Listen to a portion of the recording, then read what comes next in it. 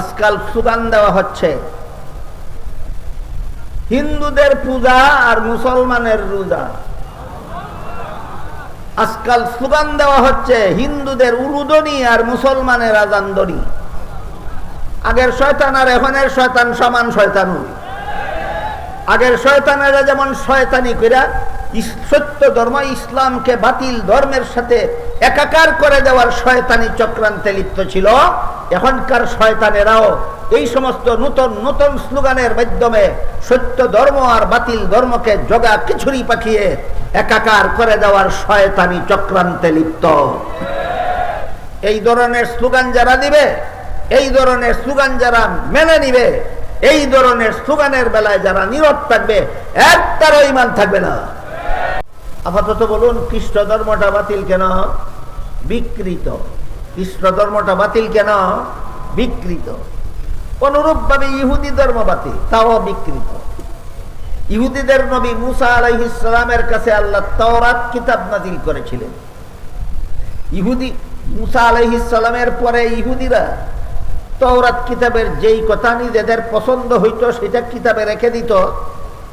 তাওরাত কিতাবের বর্ণিত যে বিধান তাদের পছন্দ হইতো না সেটা কিতাব থেকে মুছে ফেলে দিত।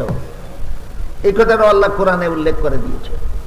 সুতরাং খ্রিস্ট ধর্ম বিকৃতির কারণে বাতিল, ইহুদি ধর্ম বিকৃতির কারণে বাতিল। বৌদ্ধ ধর্মটাই, বৌদ্ধ ধর্মের সূচনাই হয়েছে মন গড়া কল্পনার উপর। এই কারণে বৌদ্ধ ধর্ম মন গড়া হওয়ার কারণে বাতিল। খ্রিস্ট ধর্ম বিকৃত হওয়ার কারণে বাতিল, ইহুদি ধর্ম বিকৃত হওয়ার কারণে বাতিল। বৌদ্ধ ধর্ম মন গড়া কল্পিত ভাবে উদ্ভাবিত হওয়ার কারণে বাতিল। কিভাবে মন গড়া ভাবে উদ্ভাবন হইল?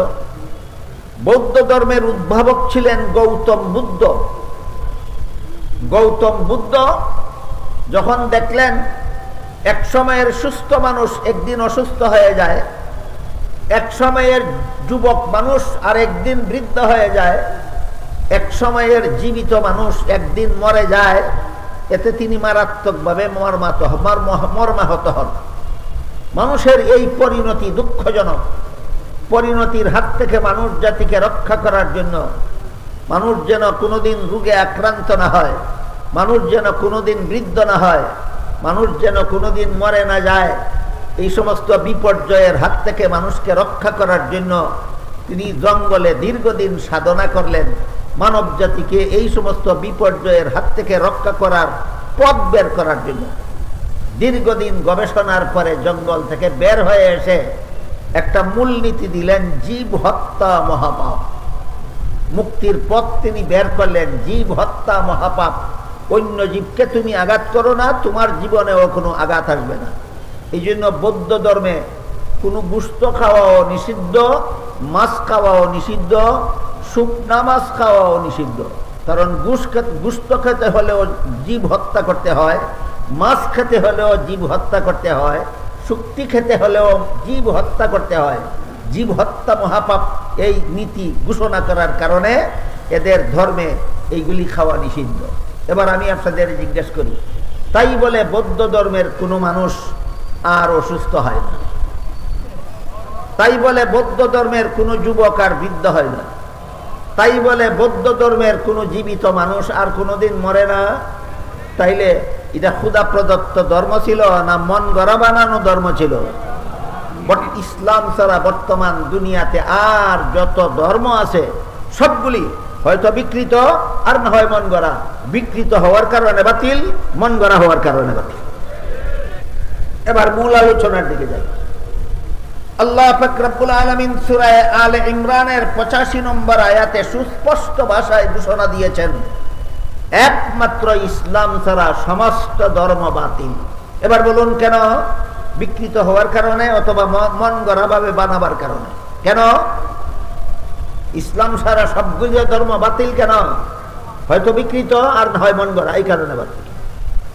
তাই এবার প্রশ্ন জাগে, যদি বাতিলই হয়ে থাকে তাহলে আল্লাহ পালন করার স্বাধীনতা দিলেন কেন? আর পালন করার স্বাধীনতাই যদি দিলেন তাহলে বাতিল হবে কেন? জবাব উদাহরণের মাধ্যমে দিচ্ছিলাম। পরীক্ষার্থী ছাত্ররা প্রশ্নের জবাব ভুল লেখলে জবাব বাতিল, নিশ্চিত ফেল করবে, কিন্তু বাধা দেওয়া যাবে না কেন? লেখা ভুল জবাব গ্রহণযোগ্য হওয়ার কারণে না নিয়ম রক্ষার জন্য? ঠিক তেমনি ভাবে ইসলাম ছাড়া বাকি সমস্ত ধর্ম বাতিল, কিন্তু পালনকারীদেরকে তাদের ধর্ম পালনে বাধা দেওয়া যাবে না কেন? গ্রহণযোগ্যতার কারণে না নিয়ম রক্ষার জন্য? এই সুযোগে যদি কোনো পরীক্ষার্থী ছাত্র ইচ্ছা মতো প্রশ্নের জবাব ভুল লেখে, তাহলে যেভাবে তার কপালে গুড়ার ডিম ছাড়া আর কিছু নাই, তেমনি ভাবে এই সুযোগে যদি কেউ দুনিয়াতে ইসলাম ছাড়া আর কোনো বাতিল ধর্ম পালন করে, আল্লাহ বলেন ওয়াহুয়া ফিল আখিরাতি মিনাল খাসিরিন, এর মর্ম হল তার কপালে অপরকালে জাহান্নাম ছাড়া আর কিছু নাই। এতক্ষণের আলোচনা যারা শুনেছেন বুঝেছেন তারা বলুন। আল্লাহ পাক রব্বুল আলামিন সূরাতুল বাকারা, পবিত্র কোরআনের সূরাতুল বাকারার 256 নম্বর আয়াতে লা ইকরাহা ফিদ্দীন বলে সমস্ত ধর্মাবলম্বীদের আপন আপন ধর্ম পালনের স্বাধীনতা ঘোষণা করেছেন, গ্রহণযোগ্যতার কারণে না নিয়ম রক্ষার জন্য? এই কথাটা জানলে ইসলামকে শ্রেষ্ঠ ধর্ম বলবে না, এই কথাটা মানলে বলবে ইসলাম একমাত্র গ্রহণযোগ্য ধর্ম। এবার বলুন আপনারা, ইসলাম শ্রেষ্ঠ ধর্ম না ইসলাম একমাত্র গ্রহণযোগ্য ধর্ম? ইসলাম একমাত্র গ্রহণযোগ্য ধর্ম।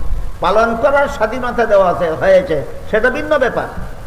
আরেকটা ব্যাপার আছে এখানে, সেটা হলো এতক্ষণের কথা যারা শুনেছেন বুঝেছেন তারা পরিষ্কার বুঝতে পেরেছেন ইসলাম ছাড়া সকল ধর্ম বাতিল হওয়া সত্ত্বেও পালন করার স্বাধীনতা আছে কি নাই?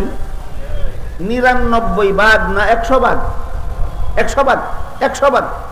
ইসলাম ছাড়া যত বাতিল ধর্ম দুনিয়াতে আছে সকল ধর্মাবলম্বীদেরকে সূরাতুল বাকারার 256 নম্বর আয়াতে শতকরা 100 ভাগ স্বাধীনতা দেওয়া হয়েছে, তারা আপন আপন ধর্ম পালনে স্বাধীন।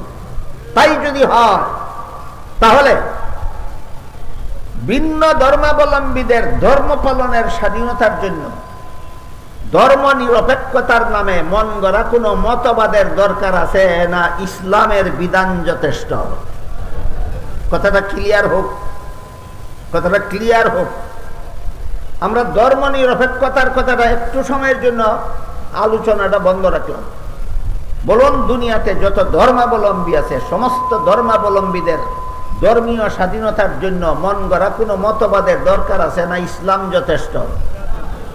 তাহলে যেখানে ইসলাম সমস্ত ধর্মাবলম্বীদের ধর্ম পালনের পূর্ণ স্বাধীনতা দেয়, সেখানে ইসলাম নাম না নিয়া, কুরআন নাম না নিয়া, আল্লাহর বিধান নাম না নিয়া ধর্ম নিরপেক্ষতার নামে মন গড়া মতবাদের নাম নেওয়ার মানে হলো এই মতবাদের নাম যারা জপে, যারা ব্যবহার করে, এরা আসলেই ইসলামকে ভালো পায় না, কুরআনকে ভালো পায় না, আল্লাহর বিধানকে ভালো পায় না।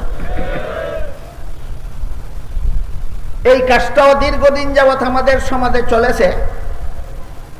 ইসলামের নামে নয়, কুরআনের নামে নয়, ধর্ম নিরপেক্ষতার নামে এবং অসাম্প্রদায়িক সমাজ গড়ার নামে। আমি জানি না অসাম্প্রদায়িক, সাম্প্রদায়িকতা আর অসাম্প্রদায়িক শব্দ দুইটা যারা জপে এরা কোন মর্মে জপে আমার জানা নাই। আমি অভিধানে যা দেখেছি, সম্প্রদায় শব্দের বিভিন্ন অর্থ আছে।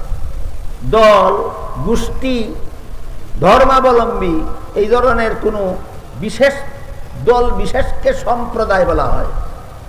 বিভিন্ন ধর্মাবলম্বীদেরকেও বিভিন্ন সম্প্রদায় বলা হয়, বিভিন্ন দলকেও বিভিন্ন সম্প্রদায় বলা হয়, বিভিন্ন গোষ্ঠীকেও বিভিন্ন সম্প্রদায় বলা হয়। আপাতত আমাদের আলোচনার সাথে সামঞ্জস্যশীল হইল ধর্ম। বিভিন্ন ধর্মাবলম্বীকে বিভিন্ন সম্প্রদায় বলা হয়। যেমন ধরুন, ইসলাম ধর্মের অনুসারীরা হলো মুসলমান সম্প্রদায়, মূর্তি পূজার ধর্মের অনুসারীরা হিন্দু ধর্ম সম্প্রদায়, গৌতম বুদ্ধের অনুসারীরা বৌদ্ধ ধর্মাবলম্বী সম্প্রদায়। তাইলে অসাম্প্রদায়িকতা বলতে তারা কি বুঝাতে চায়? মুসলমানরা এক সম্প্রদায়, হিন্দুরা আরেক সম্প্রদায়, বৌদ্ধরা আরেক সম্প্রদায়। বলুন, সকল সম্প্রদায়ের ধর্ম পালনের স্বাধীনতা ইসলামে আছে কি নাই?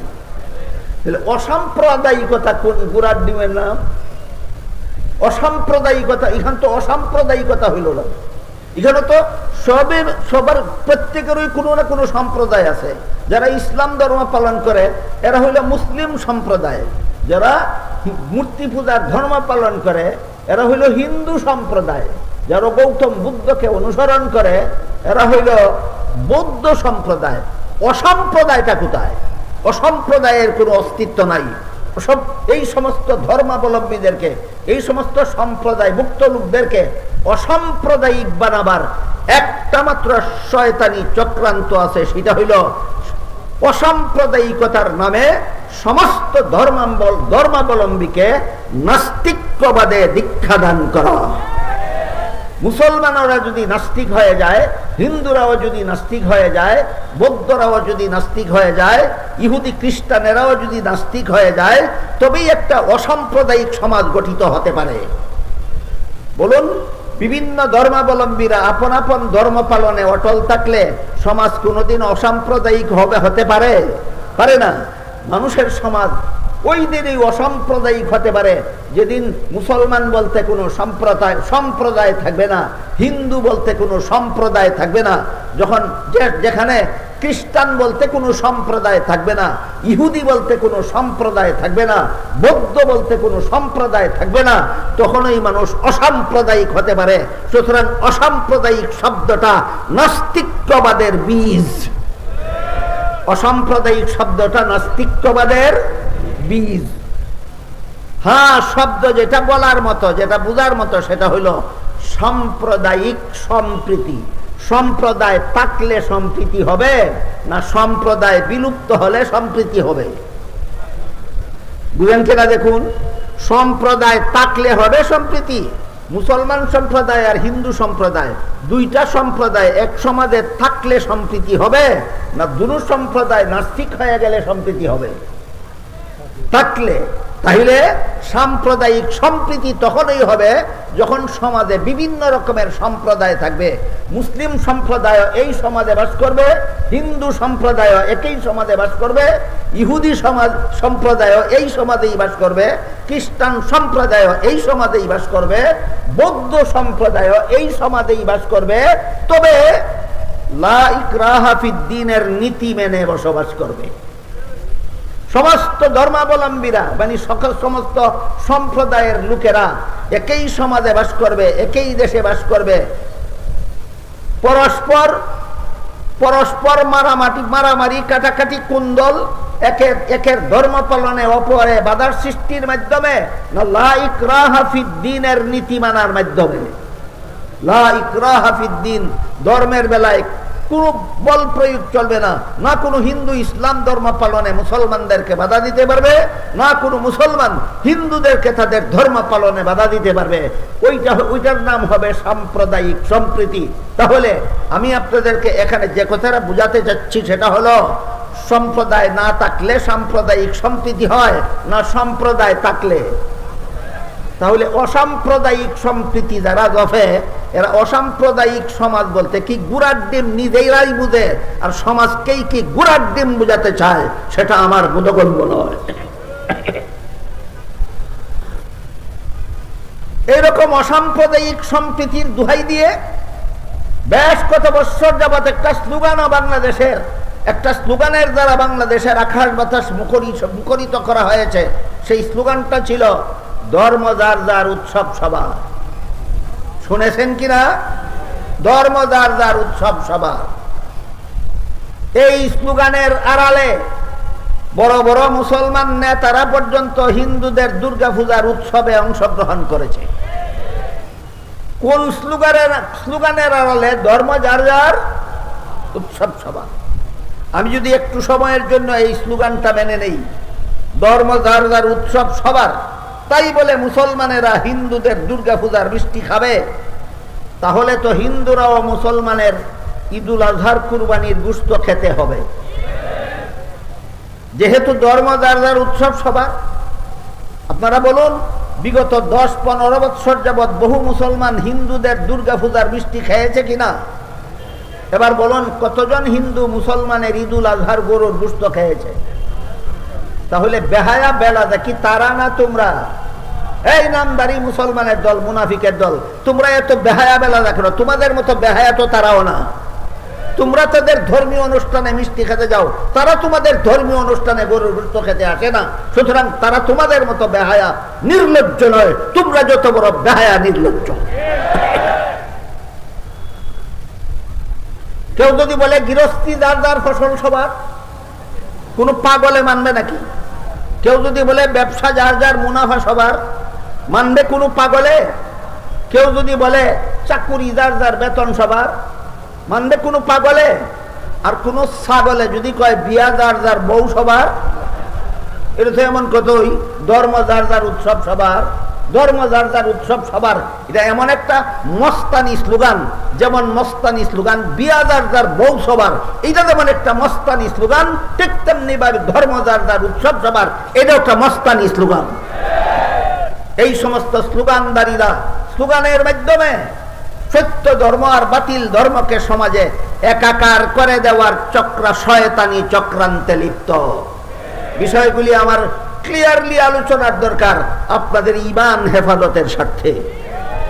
গত 10-15 বছরে এই স্লোগান দেওয়া হয়েছে। কি স্লোগান? ধর্ম যার যার উৎসব সবার। আজকাল স্লোগান দেওয়া হচ্ছে হিন্দুদের পূজা আর মুসলমানের রোজা। আজকাল স্লোগান দেওয়া হচ্ছে হিন্দুদের উরুদনি আর মুসলমানের আজানদনি। আগের শয়তান আর এখনের শয়তান সমান শয়তান। আগের শয়তানেরা যেমন শয়তানি কইরা সত্য ধর্ম ইসলামকে বাতিল ধর্মের সাথে একাকার করে দেওয়ার শয়তানি চক্রান্তে লিপ্ত ছিল, এখনকার শয়তানেরাও এই সমস্ত নতুন নতুন স্লোগানের মাধ্যমে সত্য ধর্ম আর বাতিল ধর্মকে জগা খিচুড়ি পাকিয়ে একাকার করে দেওয়ার শয়তানি চক্রান্তে লিপ্ত। এই ধরনের স্লোগান যারা দিবে, এই ধরনের স্লোগান যারা মেনে নিবে, এই ধরনের স্লোগানের বেলায় যারা নীরব থাকবে, একটারও ঈমান থাকবে না।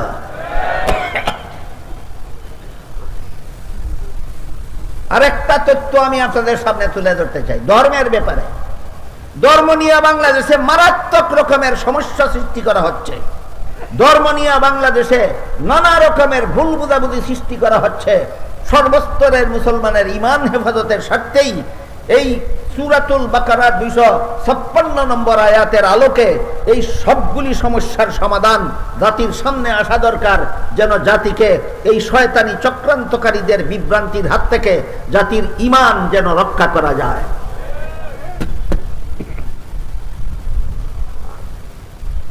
আরেকটা চক্রান্ত মারাত্মক ভাবে চালু আছে সমাজে, সেটা কি? এই যে বললাম সূরাতুল বাকারার 256 নম্বর আয়াতে আল্লাহ সমস্ত ধর্মাবলম্বীদের আপন আপন ধর্ম পালনের স্বাধীনতা ঘোষণা দিয়েছেন, ভুলে যাবেন না কোনোদিন। সূরাতুল বাকারার 256 নম্বর আয়াতে আল্লাহ ঘোষণা দিয়েছেন সমস্ত ধর্মাবলম্বীরা আপন আপন ধর্ম পালনে স্বাধীন। এটা মানুষের মন গড়া মতবাদের বিধান না কোরআনের বিধান? এটা কোরআনের বিধান, এটা কোরআনের বিধান। কিন্তু দুঃখজনক ব্যাপার হলো বাংলাদেশের স্বাধীনতার পর থেকে আজ পর্যন্ত প্রায় প্রতি বছরই দেখা যায় হিন্দুদের পূজার সময় আসলে কিছু গুপ্তচর, কিছু দুষ্কৃতিকারী রাতের অন্ধকারে গোপনে তাদের পূজা মণ্ডপে হামলা করে, মন্দিরে হামলা করে, মূর্তি ভাঙচুর করে, নিজেরাই ভিডিও করে এবং আন্তর্জাতিক মিডিয়ায় এটা ভিডিও ভাইরাল করে দেয়। এই মিডিয়াতে এই ভিডিওগুলি দেখে বিশ্বের বিভিন্ন দেশের মানুষ, বিশেষ করে পার্শ্ববর্তী দেশ ভারতের জনগণ এবং সরকার বাংলাদেশের বিরুদ্ধে বদনাম রটাতে থাকে, বলে বাংলাদেশে হিন্দুদের ধর্ম পালনের স্বাধীনতা নাই। এই ভিডিও তার প্রমাণ। বাংলাদেশে হিন্দুদের মূর্তি পূজা করার কোনো স্বাধীনতা নাই, এই ভিডিও তার প্রমাণ। এইরকম বদনাম রটায়, বেশিরভাগ বদনাম রটায় ভারতের লোকেরা। এই জন্য আমি মনে করি বাংলাদেশের হিন্দুদের পূজা মণ্ডপে, বাংলাদেশের হিন্দুদের মন্দিরে, বাংলাদেশের হিন্দুদের মূর্তির উপর গোপনে রাতের অন্ধকারে যারা আক্রমণ করে, এরা সূরাতুল বাকারার 256 নম্বর আয়াতের নির্দেশ ক্রমে করে না ভারত সরকারের দালালির কারণে করে?